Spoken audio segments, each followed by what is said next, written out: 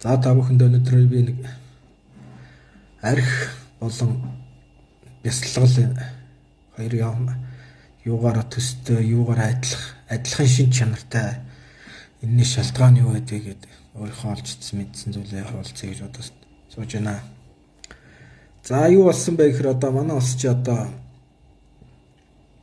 зөвлөлт холбоот улс буюу хуучнаар одоо энэ одоогийн Оросын холбооны улсад хуучнаар зөвлөлт холбоот улсын нөлөөнд ор манай улс чинь хөгжлөө шүү дээ. Капитализм, коммунизм байгуулах гэдэг. За ингээд 70 жил зүтгээд жилээр 5 жилээр төлгөө гаргаад нийгэм журам байгуулад цэнгэлээ манлаа төрнгээд одоо хамгийн супер нийгэм байгуулна гэж явжсэн. За нам засгаас ингээ бүх зорилтоо тавиад бүгдээрээ тэрэндээ итгээд одоо Карл Маркс,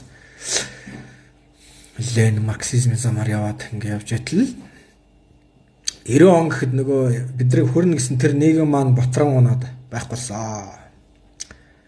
За одоо тухайн эрдэмтэн мэргэд тэр одоо сургуулийн багш профессор бүх тэр хүмүүс ч одоо энэ нийгэм чи ингээд супер болчих юм байна. Коммунизмыг бид нар байгуулчих юм байна гэж ядл нөгөө нийгэм чинь өөрөө бутраад унчиж байгаа юу ч боломжгүй болоод энэ бодит байдал дээр тэр чи хэрэгжиж чадахгүй унчиж байгаа. Тэгээ энээсээ болоод одоо тухайн үед одоо Монголд архиталт маш их ихсэн. Яг гэвэл эн чинь ерөөсөө нөгөө итгэж явсан тэр оюун санаа ингээ байхгүй болчихж байгаа байхгүй. Хүн бүхний итгэл үнэмшил болж исэн тэр нийгэм чи байхгүй болоод ирэхээр хүмүүс чинь сэтгэл санаагаар үнэхээр унсан. За тэгээд та нар хүмүүж байгаа манай монголч архиталт бол хэрэг сэтэрсэн шүү дээ. За тэгээ гудамжинд архиталтаараа одоо тэр нийгэм чи салаад унчгаар чи одоо өөрөө амьдрах шалраг болоод ирэхээр хүмүүс сэтгэл санаагаар унаа тэгэл гудамжинд тэр өвгөнтийн архичд гэдэг тэр хүмүүс чи одоо тухайн үеэс эхлэлтэй. За ер нь тэгэл мөнгөлөө нийтээр нийгэм чи өөрөө ингээд ямар ч боломжгүй ингээд бүх бутраад унах нийтээрээ л архинд орсон дөө. Ер нь бол за одоо ерөнхийлөгчөөс авахуулаа тэр өвгөнтэй хаттаас орж исэн өвгөнтэйг уугаал ингээд ерөөсөө арх ууж байгаа зэйг Монгол хүмүүстээгүй. Энэ чинь бол өөр одоо сэтгэл санаа буюу оюун санаатай холбоотой. Бидний итгэж найдаж байсан тэр зүйл ингээ байхгүй болчоор бид нар одоо юунд итгэх вэ гэдэг асуудал гарна. Тэгээд одоо нөгөө ямар ч итгэлгүй болсон хүмүүс чи яах вэ? Сэтгэлээр унаад. Тэгээд тэр сэтгэлийг ганц тайлах юм архил болж хувирсан. За тэр архи нь бол яг тэ Орос улмын улс одоо хуучин зөвлөлт холбоот улсаас манад улсад архины үйлдвэр байгуулад гэсэн одоо тэр одоо чи ямар ч итгэж байсан итгэл нь унтчихаар хүн чинь сэтгэл санаагаар гутраад тэрийг хэрхэн тайлж мэдэхгүй. Ингээ монголчууд архин живлээ. Одоо тэгээд тэрээс хойш тэр архинаас ч юм бол маш олон хүмүүс амьдралаа алдаж маш олон гэр бүлүүд өнчирч маш олон гэр бүл салж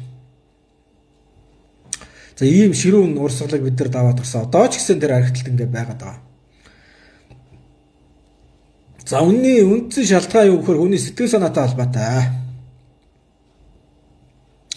За яагаад ингэж байгаа гэхээр ерөөсөө хүн чинь одоо яг та сургууль соёл бид нар чинь ингэж байгаа юм л да. Эрдэм ном сурахад бичиг үсэг ингээ элдв шинжлэх ухааны мэдлэг үзээд байдаг мөртлөө одоо хэрхэн сэтгэл санаагаа тайван болгох вэ гэдэг арга мэддэггүй. За тэгээд нөгөө хичнээн доктор профессор ямар өндөр мэдлэг эзэмсэн ч гэсэн сэтгэлээ тайван болгохыг мэдэхгүй учраас хүмүүс арх гэдэг зүйлийг хэрэгжилж байна гэж. Тэгэхээр арх ухаар юу болдог вэ гэхээр арх ухаар ингэдэг байхгүй. Одоо ингээд хүний амьдрал бие ингээд ертөнцийн бодит байдал чинь тийм тааламжтай биш шүү дээ. Бодит байдал тийм амьдрал өөрөө сайнтай муутай хослол байж байгаа. Сайхан ч байгаа, зовлон ч байгаа, ад шаргалан ч байгаа. Тэгээ энэ амьдралын бодит байдалтай ингээд нуур тулаад ирэхээр хүмүүс сэтгэлээр унах асуудал их гардаг. Тэгээ ялангуяа хүний бидний энэ тархитлагын чи өдөр чи хэдэн зуун бодол орж ирж байгаа шүү дээ. Тэгээ тэр ихэнх бодлынх нь бараг 70-80% дандаа сөрөг бодлууд байгаа. Ихэвчлэн сөрөг байгаа. Яагаад гэвэл хүний сэтгэл гэдэг чи юм төвчээр муутай тэгээ дандаа сөрөг болохгүй бүтэхгүй бүхнийг боддог. За тэгээд тэрнээсээ болоод нөгөө бодол биелэн гэдэг шиг нөгөө амьдрал нь бол ерөөсөө болж өгдөг. Учираас хүмүүс тэр бодлыг хэрхэн намж явах гэдэг асуудал яаж байгаа. Тэгээд ингээд хүн ингээд байж хахтал ингээд янз бүрийн сөрөг бодол толгойд нь ороод байх шиг амар хэцүү шүү дээ. Тэгээд тэр бодлоос салыг ихэр салж чадахгүй. Тэг хэрхэн салхаа мэдэхгүй. Тэгээ нөгөө арх уудахаар яадаг гэхээр нөгөө арх чинь спирт нь очоод ингээд бие тодоодоор дамжаад цусаар дамжаад хүний энэ тархины үйл ажиллагааг дарангуйлж байгаа байхгүй юу? За тархины үйл ажиллагааг дарангуулахаар яах вэ гэхээр нөгөө бодлууд чинь ингээд цөөрөөд эхэлж байгаа юм. Тэр нь одоо яг мансуураад ирэхээр хүний бодол цөөрж байгаа юм л да. Тэрийн бодол алга болчихж байгаа юм биш. огт байхгүй гэсэн үг биш. За тэгээд нөгөө архийг хэрэглээд ирэхээр чинь тодорхой хэмжээний бодол ингээд байхгүй ингээд тархины үйл ажиллагаа ингээд сааджилт мансуураад ирэхээр хүний тархи толгой нь ингээд элдв бодол бодогдгоо болоод үнэхээр нэг аз жаргалтай юм шиг тийм хуурга төсөөлд автаж байгаа байхгүй хүмүүс. За тэгээ яадаг вөхөр нөгөө арх угаад одоо ингээд тэр чи одоо тасаалт ингээд ухаангүй байдалд очиж байгаа байхгүй нэгээс нь юм бодол сэтгэх байдаг. Тэгээ маргааш өглөө нь босдог. Юу болдог вэ гэхээр үр дүнд нь юу болдог вэ гэхээр нөгөө бодол нь алга болоогүй байдаг. Харин ч биеийн шартаад хэцүү байдалд орчихсон. Дотор нь муухаараад тэгээ маргааш нь толгойн сайн ажилтдаг шүү дээ. Чи энийг чинь одоо бүгдээрээ л мэдчихэж байгаа би анаахан чи одоо бүгдээрээ л архит орсыг гэдгийг чинь зөндөөл ууж хэрэгж үзлээ шүү дээ. Хүн бүгд л ууж үзсэн. Би ч гэсэн тэрийг ууж хэрэглээл явчихлээсэн тэгэл. Тэгээд нөгөө бодол нь ингээд дарангуулгадаад ирэх тэр мөчийг л одоо сайхан санагдаад тэгээд тэрэнд даатахад арх хэрэглэж байгаа юм л да хүн чи өөрөө. За тэгээ нөгөө маргааш арх энхэн гарсны дараа бие нь өвдсөн нөгөө бодол нь нөгөө сөрөг бодлууд нахаад ингээд яг ингээд байд хэвээрээ байж идэх байхгүй. Тэгээд ингээд буцаад нөгөө тэгэн дарангуулж эхэлдэг. Тэгээд элдв бодогдоод ирэхээр нөгөө тэр бодлоос салахын тулд ахаал нөгөө архиа хэрэглэдэг. Тэгээд ингэсээр гоод энэ циклд ороод эн чинь нөгөө л байнга арх хэрэглэх юм төвшөнд очиж байгаа байхгүй хүний сэтгэл зүйч. Тэгэхээр одоо энэ хүн төрөлхтөй түүхэнд одоо арх гэдэг нь бий болгосноос хойш одоо зөндөл хэдэн зуун жил мянган жил хэрэглээл ирж байна. Гэхдээ ер нь одоо энэ өнгөрсөн хугацаанд арх хэрэглээд одоо тэр сөрөг бодлоосоо талаад салаад аз жаргалтай болсон хүн нэгч гараагүй байна. Одоо цагт арх хэрэглээд тийм аз жаргалтай болсон ч хүн бас байхгүй байна. Ирээдүйн цагт ч архины хүчээр аз жаргалд хүрсэн хүн нэгч гарах зэрэггүй гэдэг одоо 100% байтугай 1000% итгэж болно. Энэ чинь бол хооён одоо тархины үйл ажиллагааг дарангуулаад яг нь бидний тухайн үеийн нөгөө мансуурл нөгөө биднийг асуудлаас салгаж байгаа юм шиг санагддаг нөгөө бодол элдв сөрөг бодлоос салгаж байгаа юм шиг боловч энэ ямар ч үр дүнгүй байна гэдгийг бид нар олж харах хэрэгтэй. Тэрийг ерөөсөө олж харахгүй байна. Тэгэл одоо нөгөө сөрөг бодлоор янз бүрийн ороод ирэнгүүт нөгөө бодол лээс нэг байнга ингээ сөрөг мохоо бодол бодох чинь тийм амархан ажил биш шүү дээ. Амар хэцүү байхгүй юу? Тэр тийм байдлаас болоод хүмүүс ганц одоо мэддэг арга нь тэр тархины үйл ажиллагааг дарангуулах буюу арх одоо хамгийн амархан арга нь бол арх аваад архиа хэрэглэж байгаа.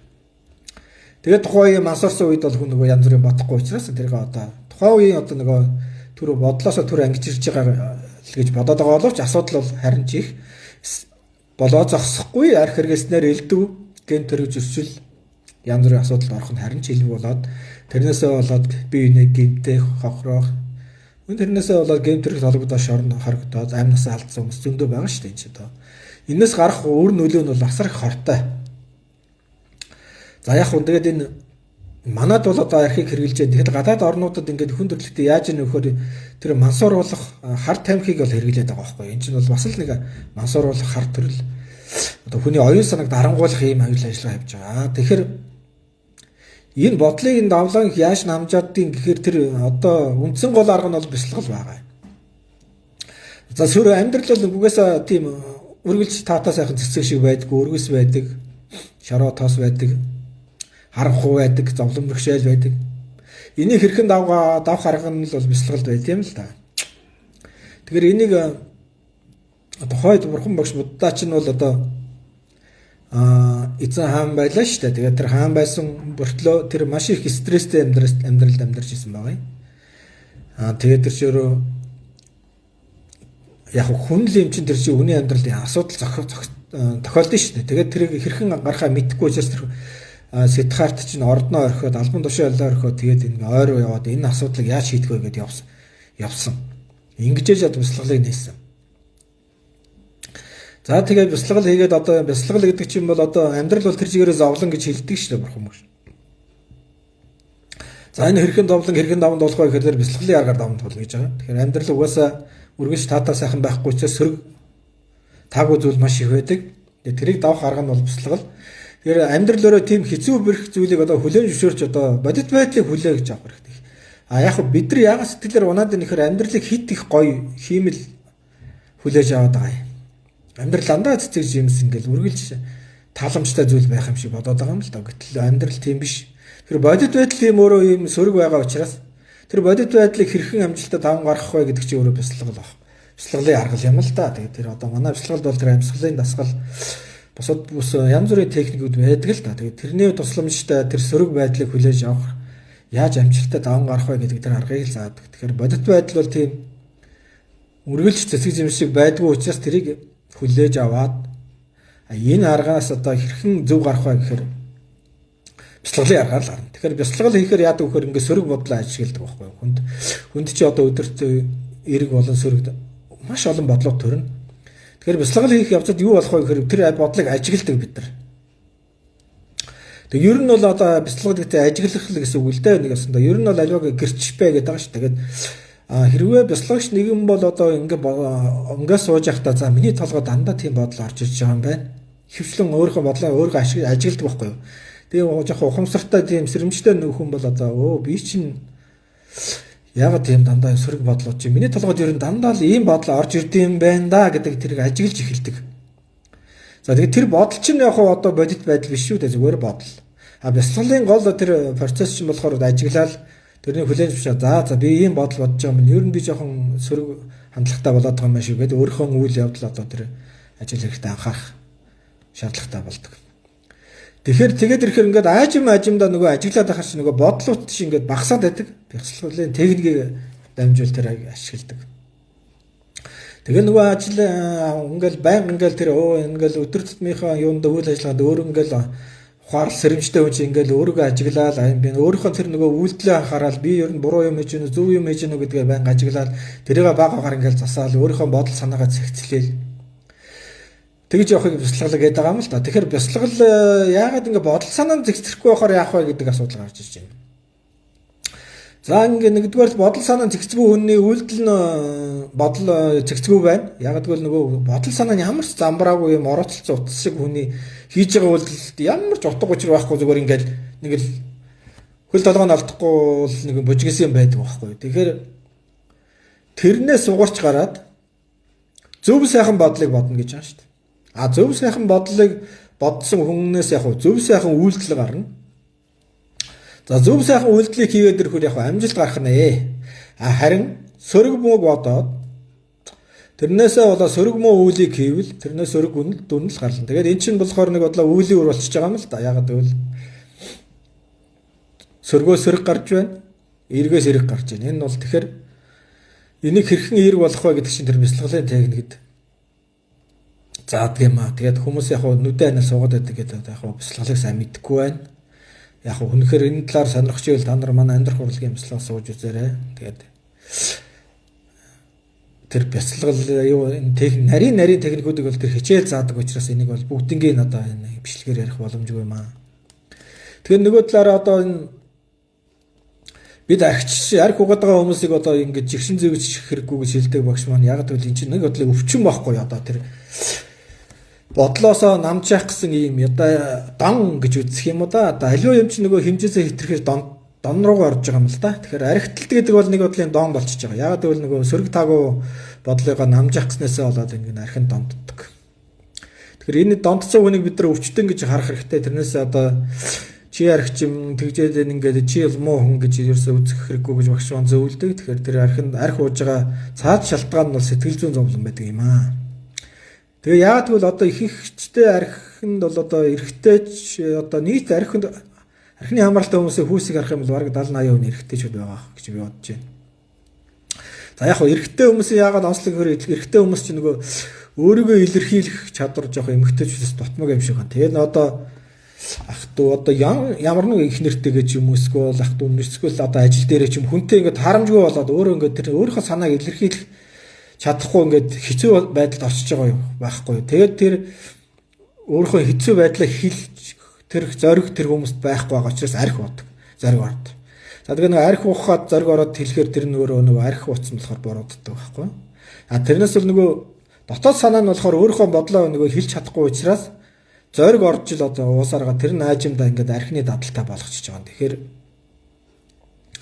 архины цаас ялтгаан бол ерөн сэтгэлтэй л холбоотой. Тэгээ яг зарим хүмүүс бол яг тийм сэтгэл зүйн асуудалгүй мөртлөө арх арх их хэрэгэлдэг хүмүүс байдаг. Тэр бол зөвхөн дадал одоо зан үйлийн тий ингээд хаяа нэг ус аргал энэ дадал маягаар болсон архичд бас арх удах хүмүүс байдаг л да. Тэр өднөр бол арай өөр төвшин. Яг хөө тэднэрт бол амьдрал нь хэвэн байгаа мөртлөө ерөнхийдөө хэрэглээс сурцсан. Тэгээд ийм байх хэрэгтэй гэдээ ойлгоцсон л хүмүүс аахгүй юу. Тэрнээс л одоо энийг буруу гэж ерөөсөө арх байнга хэрэглэх нь буруу гэдэг ерөөсөө ойлгодгоо. Энд чинь нөгөө байдаг юм штэ гэдэг утгаараа хэрэглэдэг. Тэм төрлийн хүмүүс бол бас байдаг. Гэхдээ ихэвчлэн бол их хүмүүс нь бол сэтгэл зүйн асуудал байгаа гэж. Тэгэхээр сэтгэл зүйн тэр цаад үндсэн одоо нөгөө ургамлаар бол үндсийг таслахгүй л эн чинь зүгээр болохгүй. Тэгэхээр одоо үүнээс арах нь бол одоо бидний хийж байгаа дасгал бясалгал юм аа. Тэгэхэд эн чинь цаагаараа сэтгэл зүйтэй холбоотой маш том асуудал байгаа шүү. Тэгэхээр энэ архины хамаарлаас гарна гэдэг чинь одоо маш хүнд асуудал л. Тэгэхээр тэрийг одоо бид нар чинь янз бүрийн арга хэрэгэлдэг шүү дээ. Одоо лам гээл одоо болох бүтэхгүй бүх юмар л очиад байдаг. Гэтэл эцэс тэр амин сүнс өөрт нь л байдаг байхгүй. Тэгээ манай багш шилдэг л дээ. Арх тамхинаас гарах гэдэг хүмүүс багшаас зөвлөгөө авдаг. Одоо яаж энэс холд байна мөн хэцүү байна гэх. Тэгээ манай багш шилдэг. Тэгээ ялангуяа тамхи ингээд нэг бисгүй тамхинаас би одоо ингээд гармаар байна. Яаж энэ тамхинаас гарах вэ гэдэг. Ягаад гэвэл нөгөө тамхич нь бол бас сэтгэл зүйтэй холбоотой. Яг гэвэл хүмүүс ингээс бухимдаад ингээд хэцүү болоод ирэхээр хөвчлэн тамхи татчих байгаа шүү дээ. Тэгээ манай багш хэлдэг. Энэ тамхи тавьчихж байгаа чинь хүн өөрөө жоохон тайвшираад байгаа юм шиг санагдал. Тайвширлыг өгдөг байхгүй баг зэргийн. За яаж нөхөр нөгөө тамхи хүмүүс ингээд жоохон сэтгэл ингээ хачин болохоор заавал тамхи татах гэдэг. Ямар нэгэн ингээд тамхи бариад амдаа хийсмэж. Тэгэхээр энэ үнэндээ тамхи татах чинь таныг тайвшруулад байгаа юм биш ээ. Тэр тамхины утаатай орж байгаа агаар буюу хүчил дөрвчин та нэг тайвшруулдаг гэдэг байгаа шүү дээ. Тамхи татдаг. Тэгэхээр тухайн хүнийг одоо тайвшруулж байгаа нь болохоор тамхины утаа биш агаар буюу хүчил дөрвч тэр утаатай орсон агаар тайвшруулад байгаа болохос үнэндээ тамхин тайвшруулж байгаа. Тэгээ бид нар мэдэн шүү дээ тамхи татдаг хүмүүс алив би нэг сайхан тамхи татаад сайхан болоотой гэдэг чинь ерөөсө хүчил дөрвч дутагт одоо хүчил дөрвчөөр амьсгалах хэрэгтэй байдаг. Яг тэрнтэй адилхан тэр нэг эмэгтэй би энэ тамхинаас ирнэ олдмоор ямар ч өөр ашиг байхгүй байна. Энд бид нарт одоо биеийг хордуулахаас өөр ашиг алга гэдгсэн байдаг. Тэгээд гөрөөжи болохоор багш минь хэлсэн.